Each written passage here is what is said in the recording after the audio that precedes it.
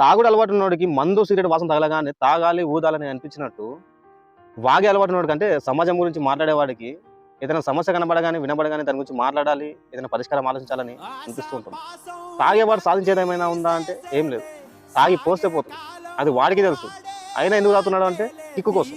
మరి వాగేవాడు సాధించేది ఏమైనా ఉందా అంటే ఏం లేదు. అందరిలా చూస్తూ పోతే పోతుంది, అది వాళ్ళకు తెలుసు. కానీ ఎందుకు వాగుతున్నారు అంటే సమాజంలో మార్పు కోసం. ఒక తాగుబోతు వల్ల వాళ్ళ ఫ్యామిలీలు ఎంత సఫర్ అవుతాయో ఒక వాగుబోతు వల్ల కూడా వాళ్ళ ఫ్యామిలీలు అంతే సఫర్ అవుతాయి. తాగి లివర్ పాడవుతుంది, లంగ్స్ ఖరాబ్ అవుతాయని ఒక తాగుబోతు గురించి ఎట్లయితే ఆలోచిస్తారో, వాగి నెత్తి పాడవుతుంది, దమ ఖరాబ్ అవుతుంది అని ఒక వాగుబోతు గురించి కూడా సేమ్ అట్లనే ఆలోచిస్తారు. మన ఫ్యామిలీలు ఇంత సఫర్ అవుతున్నాయని తెలిసినా కూడా తాగుబోతులు తాగుడాపరు, వాగుబోతులు వాగుడాపరు.